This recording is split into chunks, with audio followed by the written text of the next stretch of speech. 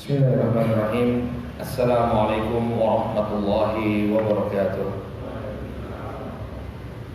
Innal hamdalillah nahmaduhu wa nasta'inuhu wa nastaghfiruh wa na'udzu billahi min shururi anfusina wa min sayyiati a'malina. May yahdihillahu fala mudilla lahu wa may yudlil fala hadiya lahu. Asyhadu an la ilaha illallah wahdahu la syarika lahu wa asyhadu anna Muhammadan abduhu wa rasuluh. Allahumma salli wa sallim ala nabiyyina Muhammad wa ala alihi wa sahbihi wa man ittaba'a hudahu ila yaumiddin, amma ba'd. Bapak kaum muslimin yang semoga dimuliakan oleh Allah Subhanahu wa taala.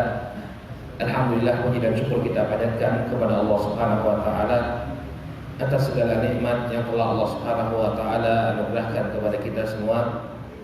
Sampai di saat ini Allah Subhanahu wa taala masih berikan kepada kita nikmat kesehatan dan juga nikmat hidayah sehingga masih bisa melaksanakan ibadah kepada Allah Subhanahu wa taala. Baik, pada pertemuan yang terakhir, hadirin yang dimuliakan Allah, dalam pelajaran kita membahas kitab Al-Kabair, kita telah ambil dosa besar yang ke-31 dan ke-32, yang termasuk dosa besar tidak bersuci dari air kencing. Ya, ini dosa besar yang ke-31. Kemudian perlu kami sampaikan ada sedikit rawat. Pada pertemuan yang lalu kita mengatakan bahwa yang afdal itu kencing duduk. Nah, ini keliru saya kemarin. Bukan duduk tapi jongkok. Ya. Kalau duduk gimana kencingnya? Ya. Jazakallah khair, ada yang mengingatkan kemarin, ya, salah sebut. Bukan duduk tapi jongkok. Ini yang paling afdol ketika kita kencing. Ya, walaupun berdiri ini diperbolehkan, akan tetapi yang lebih afdol adalah kita jongkok agar najisnya itu tidak kembali ke pakaian dan badan kita. Kemudian juga kita telah ambil dosa besar yang ke-32, yaitu al-maks, yaitu pungutan liar, pungutan yang diambil ya untuk dimasukkan ke kantong-kantong pribadi atau ke kantong-kantong sekelompok orang. Ini bukan kembali kepada kemaslahatan umum. Yang demikian termasuk dosa besar. Baik, sekarang kita masuk ke dosa besar yang ke-33. Ya.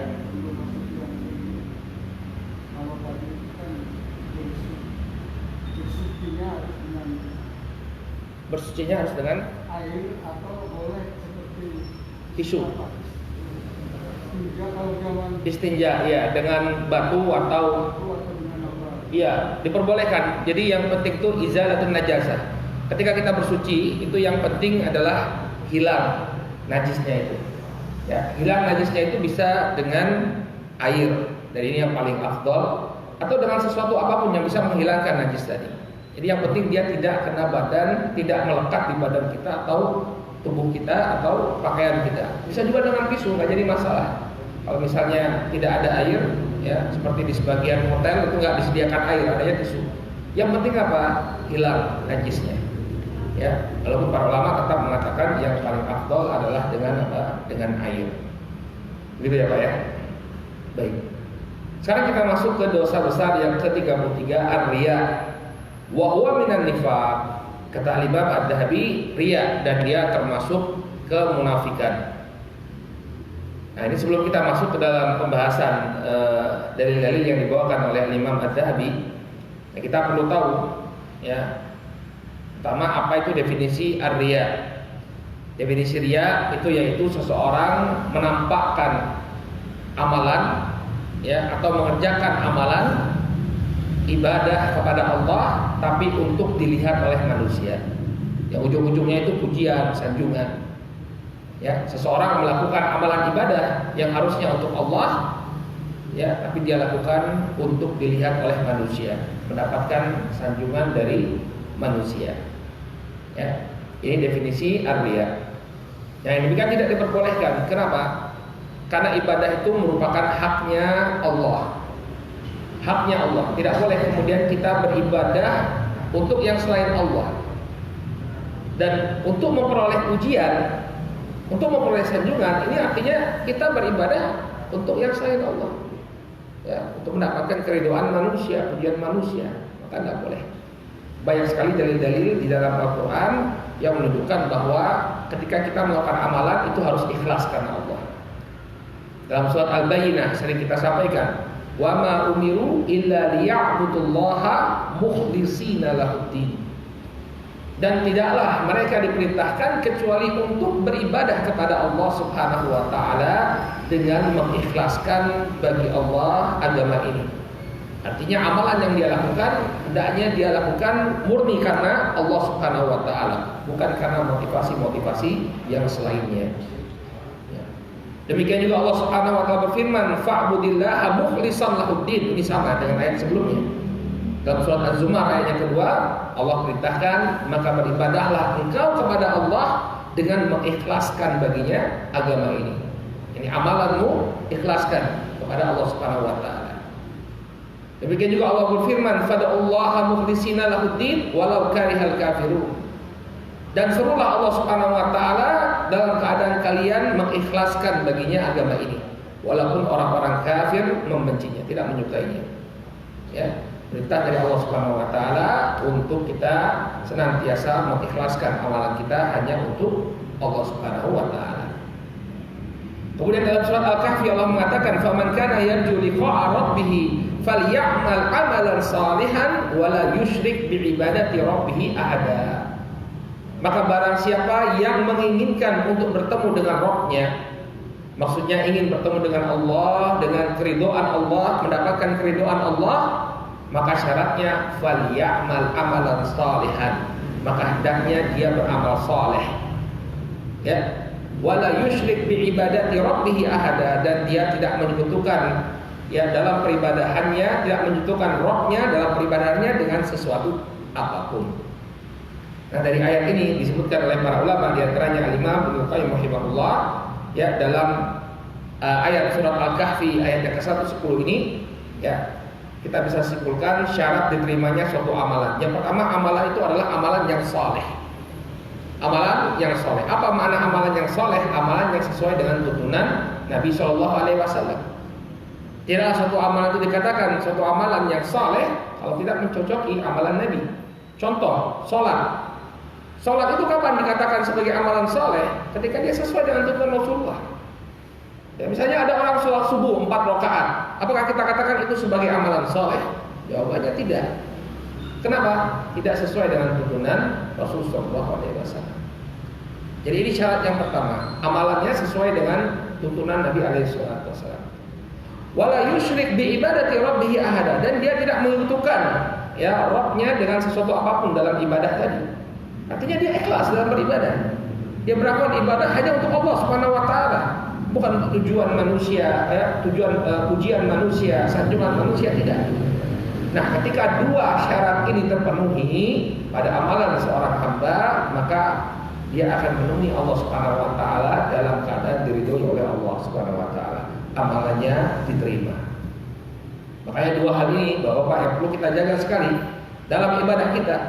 Yang pertama, niat yang ikhlas dalam melakukan ibadah tersebut. Kemudian yang kedua adalah ya mengikuti tuntunan Rasul Shallallahu Alaihi Wasallam. Nah, ini kaitannya dengan riya. Ya, karena tadi syarat diterimanya ibadah ya adalah ikhlas karena Allah, maka seseorang harus mewaspadai ar-riya.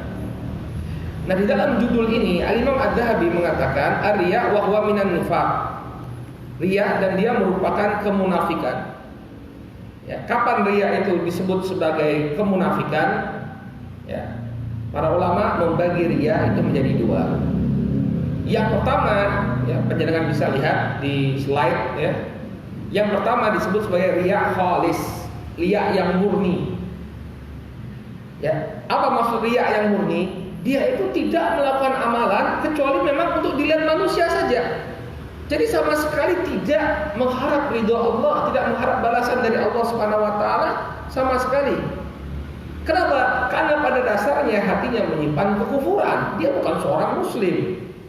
Tapi entah mungkin karena khawatir ya mendapatkan kesusahan, dia ngaku sebagai muslim lalu mempraktekkan ibadah secara zahir, namun pada hakikatnya dia tidak mengharapkan pahala dari Allah Subhanahu wa taala. Kufur ya. Dan inilah cirinya kaum munafikin, atau inilah yang dilakukan oleh kaum munafikin di masa Rasulullah SAW. Kaum munafikin di masa Rasulullah SAW, mereka sholat bersama kaum muslimin, mereka berjihad bersama kaum muslimin, tapi niatnya hanya untuk ditampakkan saja, ya, agar dia tampak di hadapan manusia melakukan amalan, bukan mencari ridho Allah Subhanahu Wa Taala sama sekali. Maka ini kata para ulama, orang yang senantiasa dia melakukan amalannya bukan karena Allah, maka dia bukan muslim, kafir. Ya. Setiap amalannya, sholatnya, puasanya, zakatnya, sedekahnya, semuanya bukan untuk Allah, maka dia bukan muslim. Yang namanya muslim itu dia mencari ridho Allah Subhanahu wa Ta'ala. Ini riya khalis. Ya, ini riya khalis. Ini riya yang terjadi pada setiap amalan, maka ini bukan tidak ada pada diri seorang mukmin. Seorang mukmin dia pasti mencari ridho Allah. Nah, kemudian ada yang namanya riya yasir. Ya, riya yasir, ya, riya yasir. Artinya riya yang ringan. Apa maksudnya riya yang ringan? Jadi terjadinya itu ya tidak terus-menerus, sesekali terjadi pada diri seseorang. Ya. Mayoritas amalannya dia ikhlas karena Allah Subhanahu wa Ta'ala, tapi terkadang ya ada amalan-amalan yang dia lakukan untuk mengharapkan pujian dari Allah Subhanahu wa Ta'ala. Maka riya jenis yang kedua ini, riya yasir, ini tidak mengeluarkan seseorang dari keislaman. Ya, dia tetap teranggap sebagai seorang muslim. Kenapa? Ya karena amalannya dia masih berharap ridho dari Allah, hanya terkadang saja ada amalan-amalan yang kemasukan riya. Ya. Inilah yang dikhawatirkan oleh Rasul Shallallahu Alaihi Wasallam dalam sebuah hadis yang diriwayatkan oleh Al-Imam Ahmad. Beliau alaihi salatu wasallam mengatakan, Inna akhwafa ma akhafu alaikum asyirkul asghar. Sesungguhnya perkara yang paling aku khawatirkan terjadi pada diri kalian adalah syirik kecil. Fasu'ila anhu, ya. Maka kemudian Nabi ditanya, apa itu syirik kecil? Qala ar-riya. Kemudian beliau mengatakan riya. Jadi walaupun dia itu tidak mengeluarkan seseorang dari Islam, tapi kata Nabi dia itu syirik kecil. Jadi kita harus khawatir juga, ya, bukan menganggap remeh. Makanya Al-Imam Az-Zahabi memasukkannya dalam Al-Kabair. Walaupun namanya syirik kecil, tapi dia termasuk dosa besar. Ini yang dikhawatirkan oleh Nabi SAW terjadi pada diri kita. Ketika kita melakukan amalan, ternyata ya niatnya untuk yang selain Allah Subhanahu Wa Taala, ar-riya, untuk dilihat oleh manusia.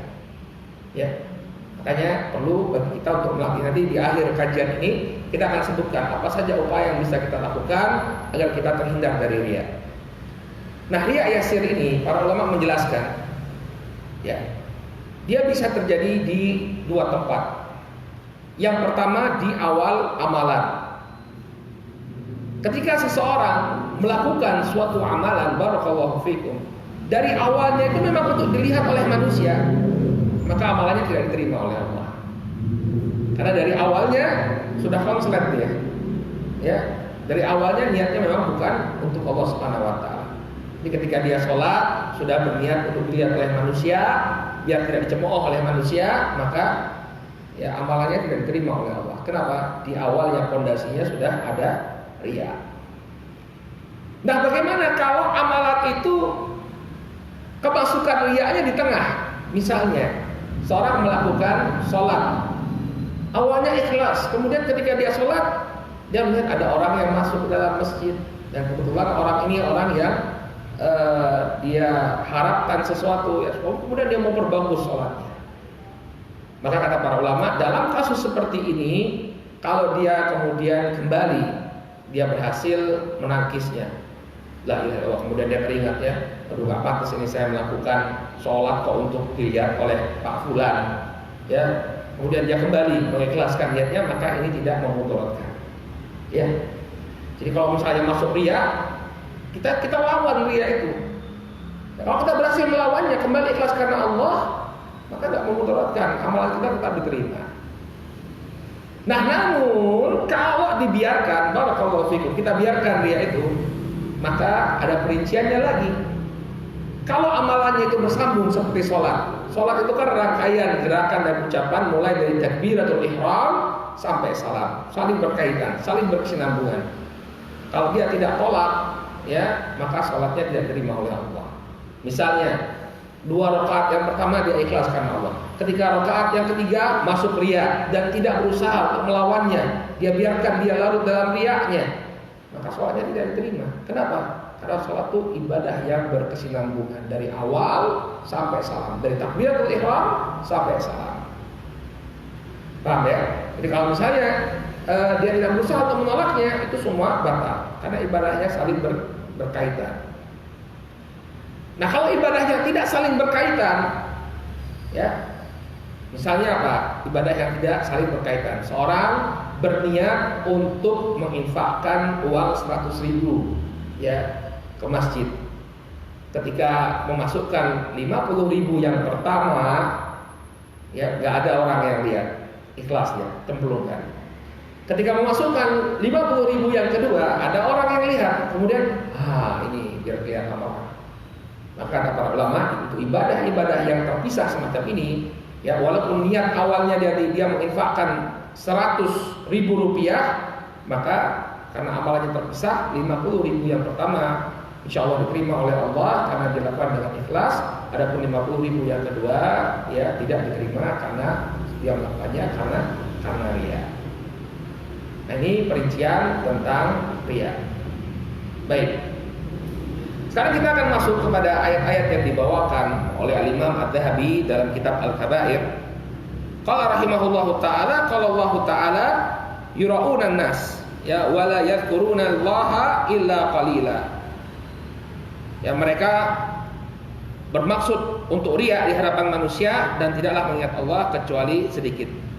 Ayat lengkapnya sebagaimana yang di slide, innal munafiqina yukhadi'una Allaha wa huwa khadi'uhum. Wa idza qamu ila sholati qamu kusala yura'unan nas wa la yadhkurunallaha illa qalila. Dan orang-orang yang munafik, kaum munafikin, mereka berusaha untuk menipu Allah Subhanahu wa taala. Ya, wa huwa khadi'uhum, dan Allah akan membalas tipu daya mereka. Jadi tidak ada yang kuasa untuk melakukan tipu daya kepada Allah. Enggak ada yang bisa menipu Allah. Allah akan membalas tipu daya mereka. Nah, kemudian kata Allah Subhanahu wa taala, kaum munafikin ini apa ciri mereka? Wa idza qamu ila sholati qamu kusala yura'unan nas. Apabila mereka bangkit untuk sholat, ya, mereka bangkit dengan malas-malasan. Kenapa? Yura'unan nas, karena maksudnya itu adalah riya. Sholatnya itu maksudnya agar kelihatan saja oleh manusia, bukan untuk beribadah kepada Allah, tapi agar kelihatan sebagai orang yang sholat. Wala yadhkurunallaha illa qalila, dan mereka tidak mengingat Allah kecuali hanya sedikit saja. Jadi ini sifatnya munafik. Ketika dia beribadah, tujuannya adalah untuk mencari, ya, untuk dilihat manusia, mencari pujian manusia. Ya. Nah, ini kalau terjadi terus-menerus, semakin besar kenifakannya. Ya. Kalau semua amalannya dilakukan hanya untuk mendapatkan ridho manusia, ya sudah, ya, dia tergolong kaum munafik. Ini termasuk sifatnya kaum munafikin. Ya. Wa qala ta'ala, kemudian yang kedua, Allah Subhanahu wa taala berfirman, ya, kalladzi yunfiqu malahu ria'an nas, seperti orang-orang yang menginfakkan hartanya, ya, untuk riya kepada manusia. Ayatnya secara lengkap Allah Subhanahu wa taala berfirman, ya ayyuhalladzina amanu la tubtilu shadaqatikum bil manni wal adha kalladzi yunfiqu malahu ria'an nas. Wahai orang-orang yang beriman, kata Allah, janganlah kalian membatalkan, menghilangkan pahala sedekah kalian dengan al-man. Al-man itu artinya menyebut-nyebut, ya, sumbangan atau sedekah kita, mengungkit-ungkit, ya, mengungkit-ungkit sedekah kita. Jadi hati-hati, ya, orang yang mengungkit-ungkit sedekahnya ini bisa batal pahalanya. Jika dia sudah memberikan sedekahnya kepada seseorang, lalu dia ungkit-ungkit lagi pemberian itu, hati-hati. Ya, ini bisa membatalkan pahala sedekah kita. Wal adha, demikian juga dengan gangguan, dia menyakiti. Sama, ya, dia mengungkit kemudian dia menyakiti hati orang yang dia beri. Ya, kamu tuh kalau nggak gini nanti kalau tidak saya tolong dulu, nah ya dia ungkit-ungkit lagi, kemudian dia sakiti orang yang menerima bantuannya tersebut. Kalau yunfiqu malahu ria'an nas, maka orang-orang yang seperti ini seperti orang-orang yang menafkahkan hartanya karena ria kepada manusia. Ya. Jadi ini yang bisa membatalkan amalan kita. Ya. Yang pertama mengungkit-ungkit pemberian, kemudian memberikan gangguan kepada orang yang kita beri, kemudian yang ketiga kita ria dalam memberi itu tujuannya untuk mendapatkan pujian manusia. Nah, syahid dari ayat ini bahwa ria, ya, orang yang melakukan ibadah karena ria, dia tidak akan mendapatkan pahala. Ya, la tubtilu shadaqatikum, kata Allah. Jangan kalian batalkan, jangan kalian hapuskan sedekah kalian. Salah satunya dengan apa? Dengan ria. Ya. Jadi percuma dia misalnya sudah meluangkan hartanya sekian juta, dia infakkan, dia sedekahkan. Tapi kalau tujuannya bukan karena Allah Subhanahu wa taala, ya dia buang-buang uang saja. Nggak jadi pahala. Ya, mungkin dia dapat pujian dari manusia, mungkin dia dapat sanjungan dari manusia, tapi nggak ada manfaatnya sama sekali. Di akhirat tuh nggak ada manfaatnya sama sekali pujian dari manusia. Ya. Yang kita harapkan itu adalah balasan dari amalan kita. Maka hati-hati ketika kita berinfak, ketika kita bersedekah, penting sekali bagi kita untuk mengikhlaskan niat kita. Wa qala Nabi sallallahu alaihi wasallam, kemudian Nabi sallallahu alaihi wasallam beliau bawakan hadis, ya. Kata beliau, inna awwalan nasi yuqda yaumal qiyamah alaihi rajulun ustushhida. Di sini Nabi sallallahu alaihi wasallam mengisahkan kepada para sahabat tentang 3 golongan manusia yang pertama kali dijerembabkan atau dijerumuskan ke dalam api neraka.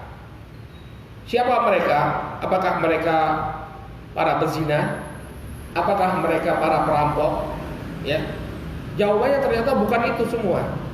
Ternyata orang yang pertama dimasukkan oleh Allah Subhanahu wa taala ke dalam neraka adalah seorang yang berperang, berjihad. Kemudian yang kedua, naudzubillah, ya, adalah seorang yang mempelajari ilmu agama.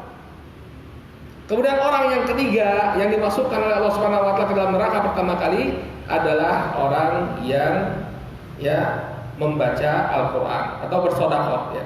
Orang yang bersedekah.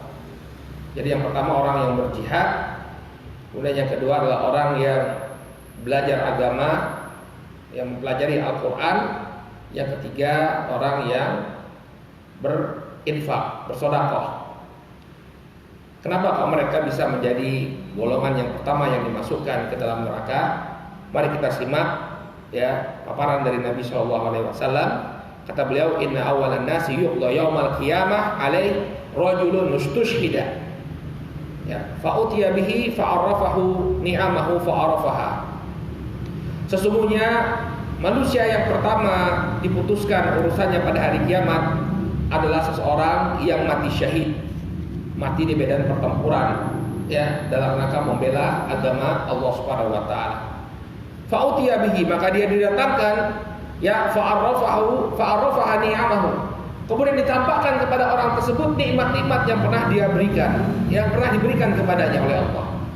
Ya, fa'arafaha. Kemudian orang ini pun mengakui nikmat yang telah diberikan tadi. Qala fa amilta fiha.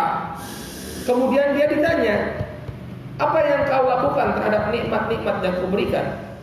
Qala qataltu fika hatta ustuhibtu.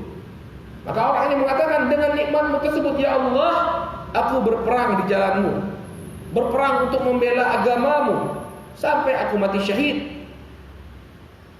Ya, Masya Allah, dia berperang di jalan Allah menurut klaimnya.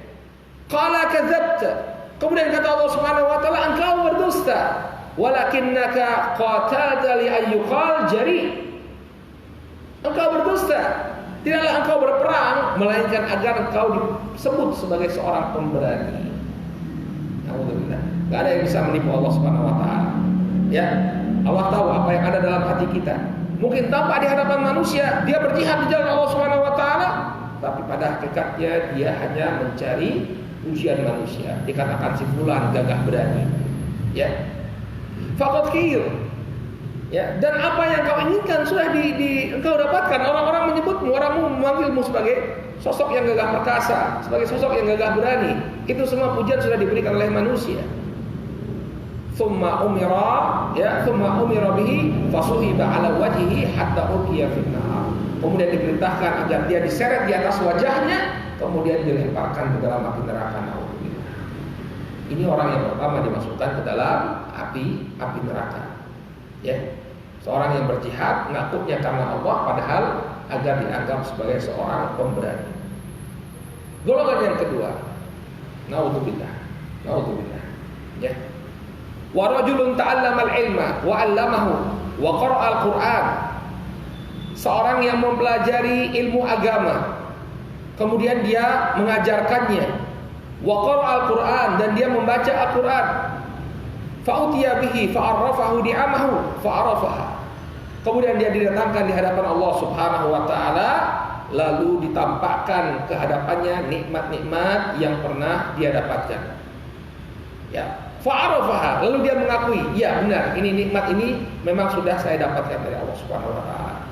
Qala fama 'amilta fiha. Kemudian dia ditanya, apa yang kau lakukan terhadap nikmat-nikmat ini? Qala ta'allamtul ilma wa 'allamtuhu wa qara'tu fikal Qur'an. Aku pakai nikmat-nikmat ini untuk mempelajari ilmu agama dan mengajarkannya. Demikian juga aku membaca Al-Qur'an karenamu ya Allah. Qala kadzabta. Maka Allah mengatakan engkau berdusta. Walakinnaka ta'allamtal ilma liyuqal 'alim. Engkau berdusta. Tidaklah engkau belajar ilmu agama melainkan agar engkau dipanggil sebagai seorang alim, agar orang-orang memanggilmu sebagai ulama. Ya. Wa qara'tal Qur'an liyuqal huwa qari'. Dan engkau membaca Al-Qur'an dengan tujuan agar manusia memanggilmu sebagai seorang qari'. Fulan bagus bacaannya. Faqad qil. Dan yang demikian telah disebutkan. Orang-orang telah memanggilmu sebagai alim, orang-orang telah memanggilmu sebagai qari', dan itu tujuanmu mempelajari Al-Qur'an agar orang-orang menyanjungmu. Itu sudah kamu dapatkan.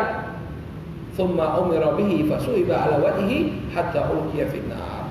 Maka kemudian dia diseret di atas wajahnya dan kemudian dilemparkan ke dalam neraka. Naudzubillah. Ya. Jadi membaca Al-Qur'an pun harus ikhlas. Mengajarkan ilmu pun harus ikhlas. Ya, kalau yang diharapkan adalah pujian manusia, maka ya dia justru akan dijebakkan oleh Allah Subhanahu wa taala ke dalam api neraka. Naudzubillah. Kemudian yang ketiga kata Nabi sallallahu alaihi wasallam, wa rajulun wasa'allahu alaihi wa a'tahu min asnafil mal kullihi. Yang ketiga adalah seseorang yang Allah luaskan, Allah lapangkan rezekinya. Allah berikan dia berbagai macam jenis harta. Fa'utiya bihi fa'arrafahu ni'amahu fa'arafaha. Maka kemudian dia didatangkan di hadapan Allah Subhanahu wa taala, lalu ditampakkan nikmat-nikmat yang pernah Allah Subhanahu wa taala berikan kepadanya, dan dia pun mengakui nikmat-nikmat tersebut. Qala fama 'amilta fiha. Kemudian dia ditanya, apa yang kau lakukan dengan nikmat-nikmat yang aku berikan? Qala ma taraktu min sabilin tuhibbu ayyunfaq fiha illa anfaqtu fiha lak. Tidaklah ada suatu jalan yang engkau cintai agar manusia berinfak di jalan tersebut melainkan aku telah berinfak di jalan tersebut. Semua perintah Allah Subhanahu wa taala, mau itu zakat, mau itu sedekah, mau itu infak, semuanya telah dia berikan ya di jalan Allah Subhanahu wa taala. Kata Allah, qala kadzabta, engkau berdusta. Walakinnaka fa'alta liyuqal huwa jawad. Tidaklah engkau melakukan ini semua. Harta yang kau sumbangkan, harta yang kau sedekahkan, tidaklah semua yang kau lakukan melainkan agar engkau dipuji oleh manusia sebagai seorang dermawan. Faqad qil, dan ini sudah disebutkan. Engkau telah mendapatkan pujian manusia, orang-orang memujimu sebagai sang dermawan. Ya. Fasuhiba ala wajhihi tsumma ulqiya finnar. Ya, maka kemudian diambil dia, diseret dia di atas wajahnya, kemudian dia pun dilemparkan ke dalam neraka. Naudzubillah. Ya. Hadis ini jelas sekali menunjukkan kepada kita akibat yang akan diterima oleh orang-orang yang melakukan amalan tidak ikhlas karena Allah. Kita lihat 3 amalan yang sangat mulia. Yang pertama, berjihad di jalan Allah Subhanahu wa taala. Mengorbankan jiwa dan mengorbankan jiwa, harta di medan pertempuran. Tapi ternyata dia diseret di atas wajahnya, dimasukkan ke dalam neraka. Yang kedua, orang yang belajar ilmu agama, meluangkan waktunya untuk menghafalkan Al-Quran, membaca Al-Quran, ya, kemudian diseret oleh Allah di atas wajahnya. Kenapa? Karena yang diharapkan adalah ujian manusia. Orang yang menginfakkan hartanya sekian banyak uangnya yang dia infakkan di jalan Allah, tapi ketika dia mengharapkan ujian manusia, ternyata ini menjadi sebab dia dijebakkan oleh Allah Subhanahu wa taala ke dalam api neraka. Naudzubillah. Ya. Maka hati-hati kita dalam melakukan amalan, hendaknya kita lakukan ikhlas karena Allah Subhanahu wa taala. Kalau an Ibnu Umar radhiyallahu anhuma, ya. Kemudian dalil selanjutnya yang dibawakan oleh beliau dari Ibnu Umar radhiyallahu anhuma, anna nasan qalu lahu, bahwa ada sebagian manusia yang mengatakan kepada Abdullah bin Umar, inna nadkhulu ala umara'ina fa naqulu lahum bi khilafi ma natakallam bihi in kharajna min indihim. Sesungguhnya kami ketika menghadap kepada para pemimpin kami, ya, kalau dalam lafaz yang lain salatinina, ya, sultan-sultan kami, ya, dalam riwayat yang dibawakan oleh Imam Ad-Dhahabi, umara'ina, ketika kami menghadap kepada pemimpin-pemimpin kami, maka kami mengatakan di hadapan mereka sesuatu yang menyelisihi apa yang kami bicarakan di luar. Artinya dia punya 2 wajah, ya. Ketika di luar, ketika dia tidak berhadapan dengan penguasa, habis dia mengkritik pemerintah. Tapi ketika dia berhadapan dengan pemerintah, ya, menjilat dia, memuji-muji pemerintah, hilang kritikannya tadi. Maka kata Abdullah bin Umar radhiyallahu taala anhuma, beliau mengatakan, kunna na'uddu hadza nifaqan ala ahdi Rasul sallallahu alaihi wasallam. Kami menganggap di masa Nabi sallallahu alaihi wasallam, kami menganggap perbuatan seperti ini merupakan bentuk kemunafikan. Munafik. Ya. Di luar kritis, ketika dia masuk ke dalam lingkaran penguasa, maka dia mengiyakan, ya, apa yang dimaukan oleh penguasa. Nah, ini menunjukkan bahwa amalan yang dia lakukan itu adalah untuk mencari ridho manusia, bukan mencari ridho Allah. Kalau memang dia mencari ridho Allah, di luar dan di dalam akan sama. Yang hak akan tetap hak, yang batil akan tetap batil. Tapi karena yang dia cari adalah ridho manusia, keridhaan sultan, keridhaan pemerintah, keridhaan penguasa, maka yang hak bisa berubah menjadi batil, yang batil bisa berubah menjadi hak. Ya. Jadi amalan dia sebelumnya, ya, bukan mencari ridho Allah. Buktinya apa? Ketika dia berhadapan dengan penguasa, hilang itu semua. Berarti yang dia cari adalah, ya, kekuasaan, kekayaan, ya, atau posisi di hadapan penguasa. Abdullah bin Umar mengatakan hal yang semacam ini di masa Nabi SAW kami anggap sebagai bentuk kemunafikan. Ya. Wa qala Nabi sallallahu alaihi wasallam, kemudian Nabi sallallahu alaihi wasallam bersabda dari selanjutnya, man samma'a sama Allah bih wa man yura'i yura'illahu bihi. Barang siapa yang sum'ah ini sama dengan riya. Kalau riya itu ingin dilihat manusia, sum'ah ini ingin didengar oleh manusia. Sama Allah bihi, maka Allah akan perdengarkan dia. Artinya nanti di akhirat akan diperdengarkan di hadapan manusia sesuai dengan apa yang dia inginkan. Karena dia ingin didengar oleh manusia, Allah perdengarkan dia di hadapan manusia. Wa man yura'i yura'illahu bihi. Dan barang siapa yang melakukan dia, beramal karena dia, maka Allah akan tampakkan dia. Karena dia ingin dilihat oleh manusia, nanti Allah akan pertontonkan. Ini loh orang yang ingin dilihat oleh manusia, silahkan kalian lihat. Ya, ini merupakan hukuman bagi orang yang melakukan amalan karena riya dan sum'ah. Kemudian yang terakhir, ya, wa Mu'adz an Nabi sallallahu alaihi wa alihi wasallam qala al-yasiru min riya syirkun. Riya yang sedikit, ya, ini merupakan kesyirikan. Shahahu al-Hakim. Ya, hadis ini disahihkan oleh Al-Imam Al-Hakim. Nah, ini yang kita sebutkan di awal tadi di bagan. Kalau riaknya itu terus menerus, riaknya riak yang besar, semua amalan dilakukan karena Allah, ini bukan lagi bukan lagi syirik kecil, tapi sudah merupakan kekufuran. Adapun ayyasir minar riya syirkun, ya. Perkara yang sedikit dari riya merupakan kesyirikan, maksudnya adalah riya yang yasir tadi, dia syirik asghar. Nah, para ulama menjelaskan walaupun dia itu syirik asghar, tapi termasuk dosa besar. Jadi jangan tertipu dengan ucapan syirik kecil. Ya, oh syirik kecil saja. Oh enggak, walaupun itu namanya syirik kecil, dia sama dengan dosa besar. Bahkan sebagian ulama ketika menafsirkan firman Allah Subhanahu wa taala, "Innallaha la yaghfiru an yushraka bihi wa yaghfiru ma duna dzalika liman yasha." Sesungguhnya Allah tidak akan mengampuni dosa syirik dan akan mengampuni yang lebih ringan daripada itu. Yang dimaksud syirik di sini juga termasuk riya. Jadi kalau kita nggak bertobat dari riya yang kita lakukan, Allah pasti akan menghukum kita. Nauzubillah. Ya. Jadi riya ini merupakan dosa besar yang perlu kita waspadai. Nah, sekarang sebelum kita tutup kajian kita, apa yang bisa kita lakukan ya agar kita terhindar dari riya? Ya, karena riya ini kan suatu hal yang sangat halus. Seseorang bisa melakukan amalan, sama-sama amalannya, sholatnya bareng-bareng, yang satu diterima oleh Allah, ditinggikan derajatnya oleh Allah, yang satu justru mendapatkan adab. Suatu hal yang sangat halus. Maka perlu melatih diri kita bagaimana caranya beribadah dengan penuh keikhlasan. Yang pertama disebutkan oleh para ulama, agar kita tidak riya, ya kita latih dengan banyak melakukan amalan-amalan tersembunyi. Apa itu amalan yang tersembunyi? Sedekah secara sembunyi-sembunyi misalnya. Kalau sedekah jangan ditampakkan kepada orang.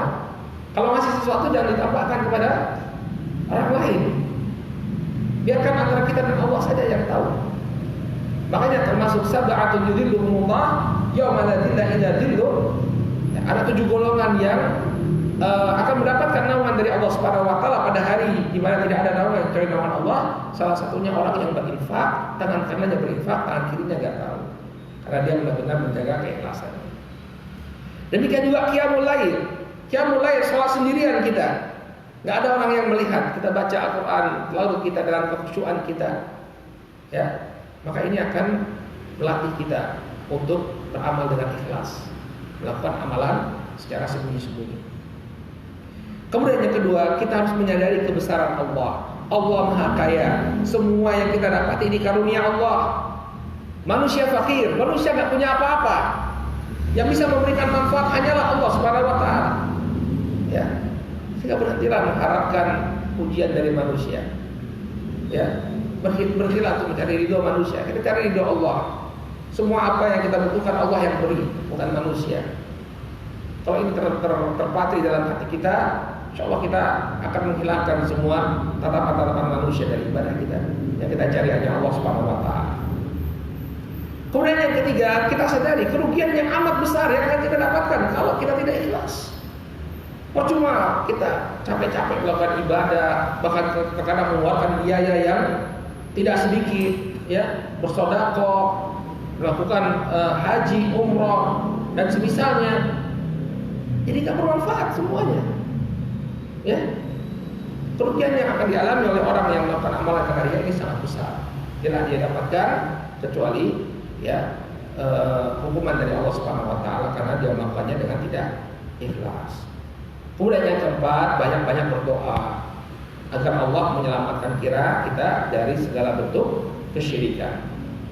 Dalam sebuah hadis yang sahih, hadis ini diriwayatkan oleh Al-Imam Al-Bukhari dalam Al-Adabul Mufrad, bukan dalam sahihnya tapi dalam Adabul Mufrad dengan sanad yang hasan. Di antara doa yang diajarkan oleh Nabi sallallahu alaihi wasallam, Allahumma inni a'udzubika an usyrika bika wa ana a'lam. Ya Allah, aku berlindung kepadamu dari berbuat syirik dalam keadaan aku tahu. Jadi kita berlindung kepada Allah dari perbuatan syirik. Kita sudah tahu ini syirik. Kita sudah tahu ini riya. Ya, kita berlindung kepada Allah agar kita tidak terjatuh padanya. Wa astaghfiruka mimma la a'lam, dan aku memohon ampun kepadamu dari apa yang tidak aku ketahui.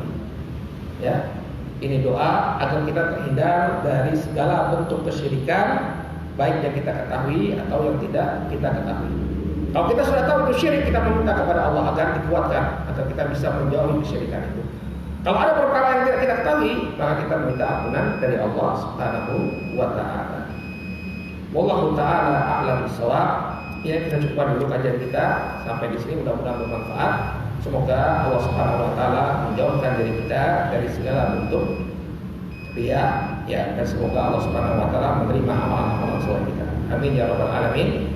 Insyaallah pada pertemuan yang akan datang kita masuk ke dalam dosa besar yang ke-34, yaitu al-khiyanah, berkhianat. Ini juga termasuk dosa besar. Wallahu taala a'lam bishawab. Subhanakallahumma wa bihamdika asyhadu an la ilaha illa anta astaghfiruka wa atubu ilaik. Assalamualaikum warahmatullahi wabarakatuh.